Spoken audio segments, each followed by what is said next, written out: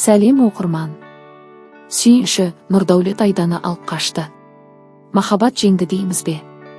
Кеше Аргеннің туған күні болып, Қазақстаннан қаншама блогерлер келді Бішкекке. Сол кезде Нұрдәулет Айдаға үлкен шоқ гүлдерін сыйлап әңгімеге шақырған болатын. Бірақта Айданың айтуы бойынша бәрі бітті, тоқтады деген. Сол түні Нұрдәулет келіп Айданы алып қашты. Қасында Хамо, Диана, Нуни, Сәтдәулет тағы басқалар бар.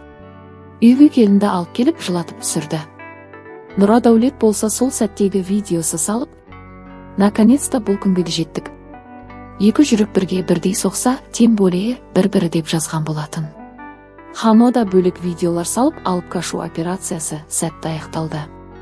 Жастар бақытты болсын, Нұрдәулет Айда дегендерден бір жақсы тілек болсын. Қырғыз ағайындармен құда болу бұйырыпты. Құда 1000 жылдық болсын деп жазыпты Хамо. Альмира ханымда қуанышында шек жоқ екен. Казак еліне плюс бір келін. Қырғыз елі құдалығымыз 1000 жылдық болсын.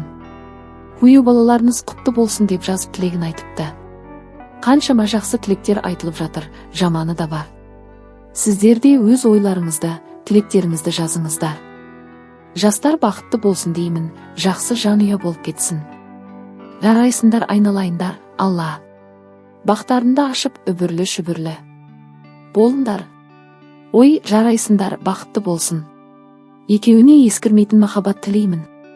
Шаңырақтарын биік болсын. Маладет жігіт. Жақсы көрген қызды. Осылай алып қашу кереккі. Қазақ елі, Қырғыз елі құдалықтарыңыз 1000 жылдық болсын. Айда сұлуымызды алып қаштық. Жастардың қадамы берекелі болсын. Бақыт тілеп қойыңыздар. Айдачка бақытты бол. Нұрдәулетке сендік, сенімді ақтайтынына сүйген жігіт өз бақытын тапты, алды. Үлгілі өнегелі отбасы болыңдар дейді оқырмандар мен достары.